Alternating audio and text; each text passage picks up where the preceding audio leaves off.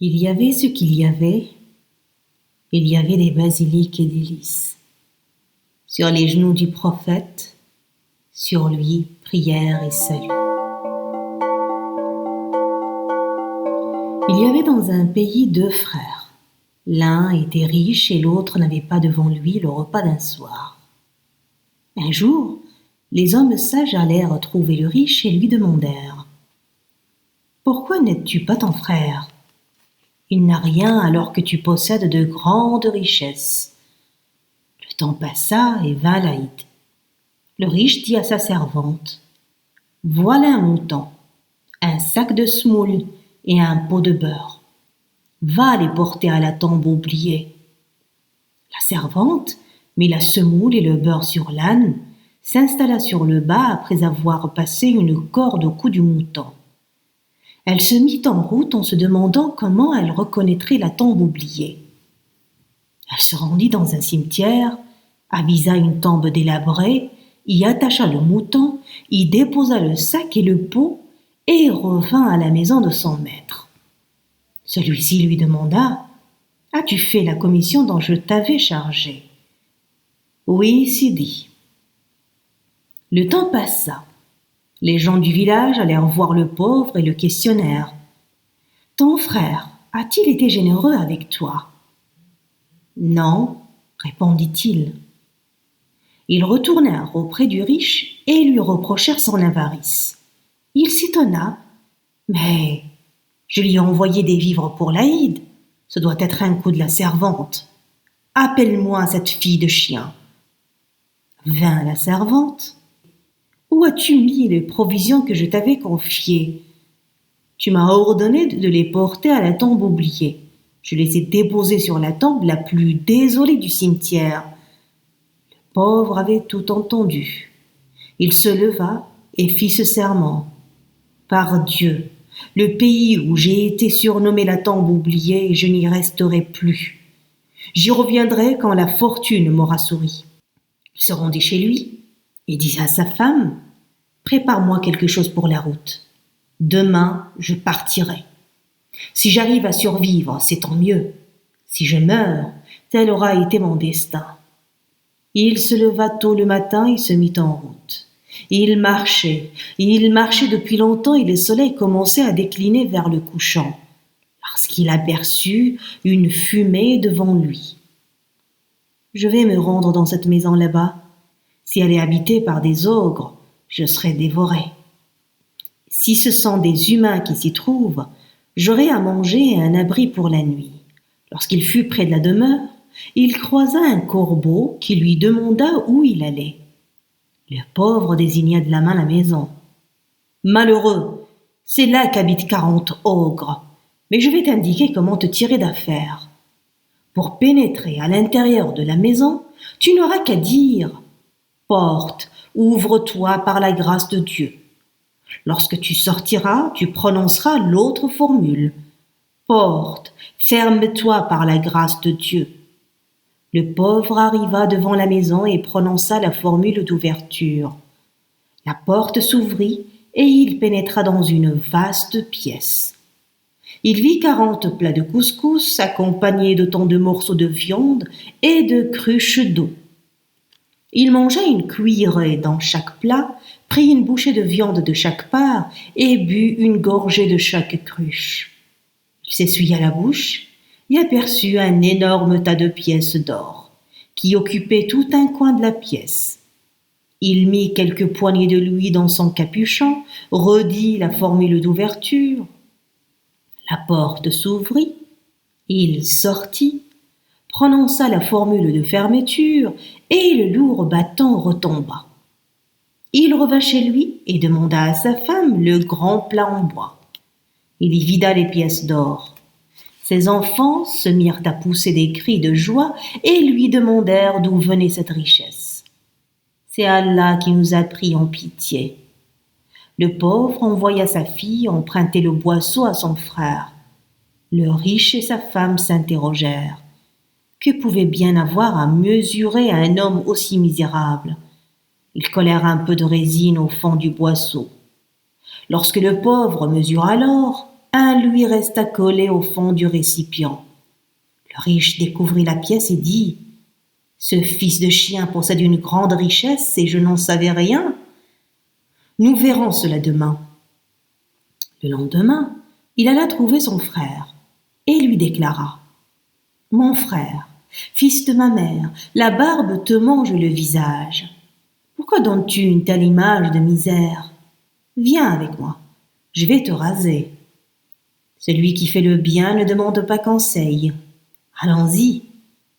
Nous serons mieux dans ce champ, là-bas, au soleil. » Lorsqu'ils furent à l'écart, le riche dit à son frère « Mets ta tête sur mes genoux. » Puis subitement il ajouta « Si tu ne me révèles pas d'où vient l'or que tu as, je t'égorgerai. Mon frère, fils de ma mère, ne fais pas de mes enfants des orphelins.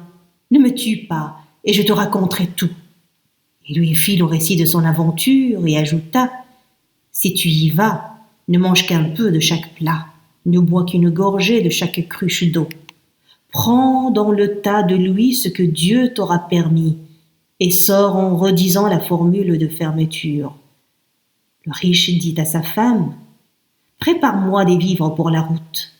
Je partirai demain. » Il suivit les instructions de son frère, mais une fois dans la demeure des ogres, il vida tout un plat de couscous, dévora un morceau entier de viande et vida un poireau.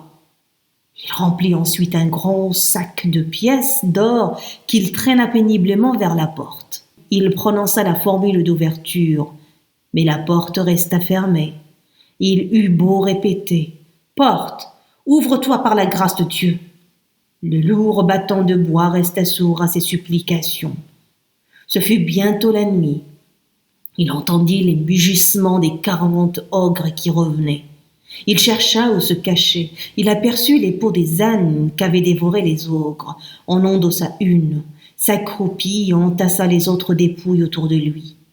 Les ogres entrèrent en grognant et, ne trouvant pas le repas de l'un d'entre eux, se mirent à se quereller. Puis, ils se mirent à renifler et à grommeler. L'odeur des Arabes est dans nos murs, l'odeur des soldats et des armes, l'odeur des Arabes est dans nos murs.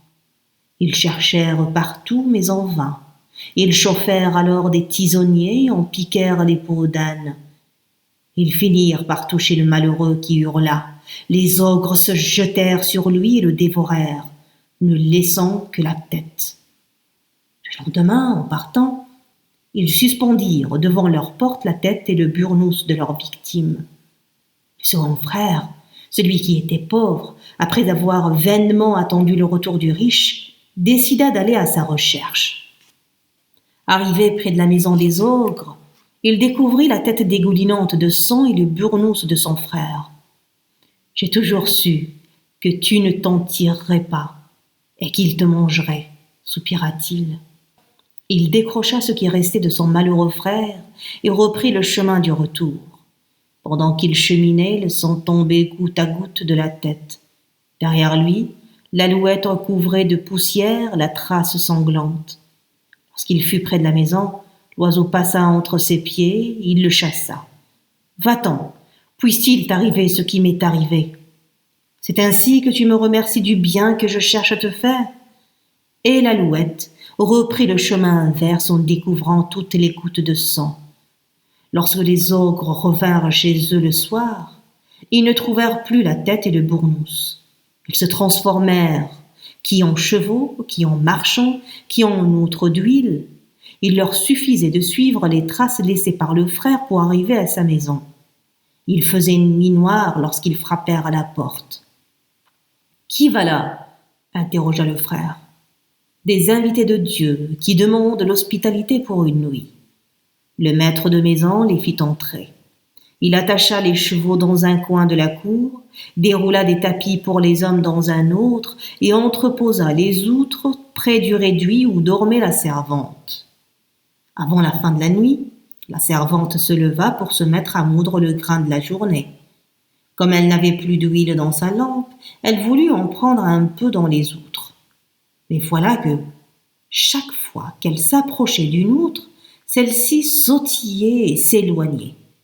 Elle se mit à chanter tout en faisant tourner sa meule. Lalla et Sidi se sont endormis, que Dieu endorme leur voix. L'outre saute et se déplace. Elle chanta tant et si bien qu'elle réveilla sa maîtresse qui secoua son mari. Celui-ci alla voir la servante. « Fille de chien, qu'as-tu à chanter ainsi de si bon matin ?» Elle lui raconta ce qu'elle avait vu. « Ce sont des roules, dit-il. » Il réveilla son fils aîné, alluma un grand feu et y jeta les hommes encore endormis, dans les outres. Il s'apprêtait à y précipiter les chevaux entravés quand le fils supplia. « Père, regarde combien cette jument est belle. Laisse-la moi. » Le père eut beau lui dire que c'était une ogresse. Le jeune homme ne voulut rien entendre. Le père finit par céder. Le temps passa. Les gens du pays décidèrent de se rendre au Sahara pour acheter de la laine. Le fils demanda la permission de les accompagner. Le père donna son accord, mais lui déconseilla d'y aller monter sur la jument. Elle te dévorera, car elle est de la race des ogres. Le jeune homme s'obstina dans son désir de parader sur la magnifique bête. Avant le départ, sa mère lui remit un fuseau et une quenouille et lui dit « Mon fils, si la jument veut te manger, plante le fuseau et la quenouille en terre et dis « Monte, arbre de ma mère et de mon père. Un arbre s'élèvera très haut dans le ciel et tu seras sauvé. » La caravane partit. La jument commença par devancer tout le monde, puis s'arrêta. Les compagnons du jeune homme le rejoignirent et, comme la jument se roulait par terre et refusait de se relever, continuèrent leur route.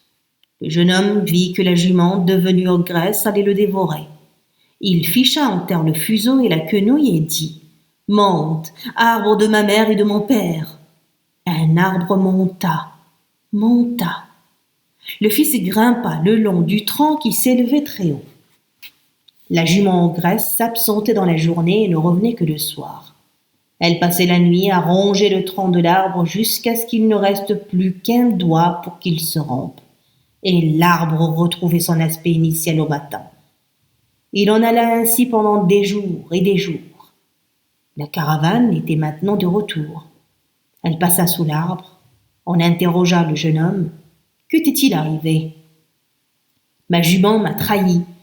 Elle s'est révélée ogresse. Dites à mon père mon histoire. Si vous oubliez, votre bouillon sera de sang et votre couscous de charbon. La caravane repartit et arriva au village. Les hommes du village avaient oublié la commission dont les avait chargés le jeune homme. Le soir, on leur servit le souper. Le bouillon devint sang et le couscous charbon. Ils se souvinrent alors et allèrent avertir le père de leur infortuné compagnon.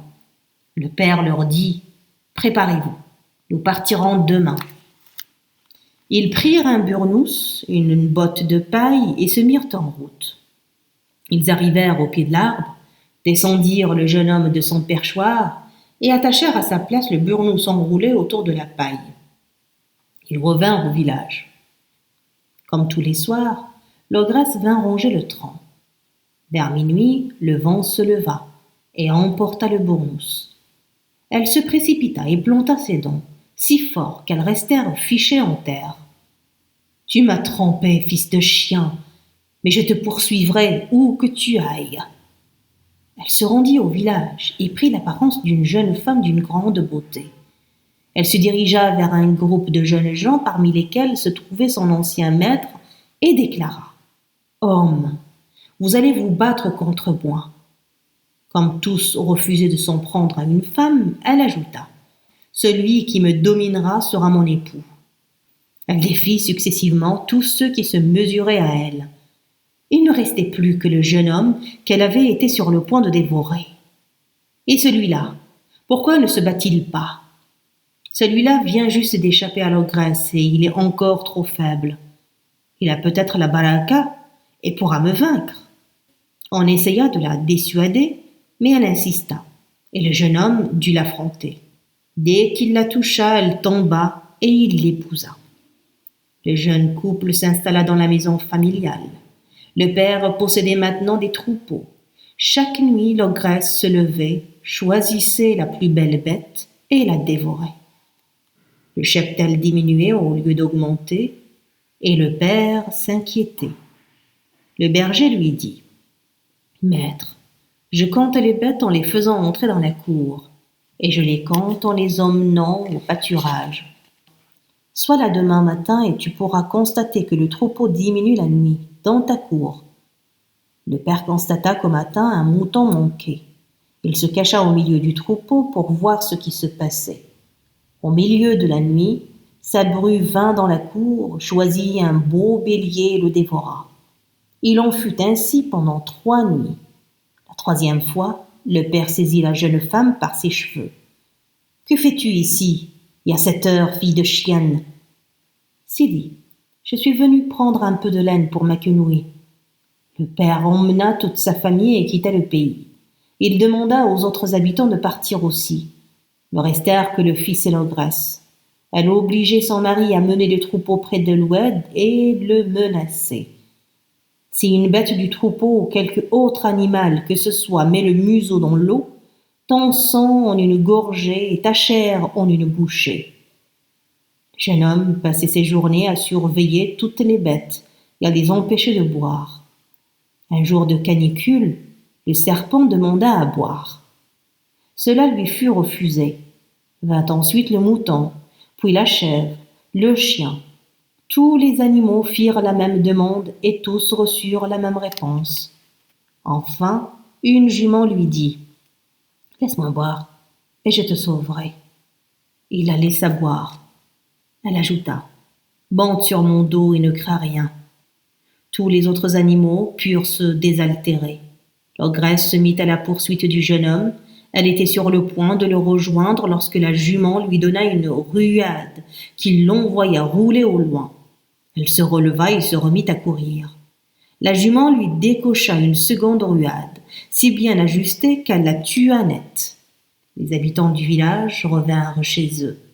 Le fils se remettait lentement de la grande peur de l'ogresse. Un jour, il voulut revoir l'endroit où elle reposait. Il avait oublié qu'elle lui avait dit avant d'expirer: « Tu ne m'échapperas pas. Je te briserai un bras ou je t'éborgnerai. » Il mit le pied sur un de ses os qui vola en l'air et lui creva un œil. Notre conte est dans la forêt. Que notre récolte soit belle cette année.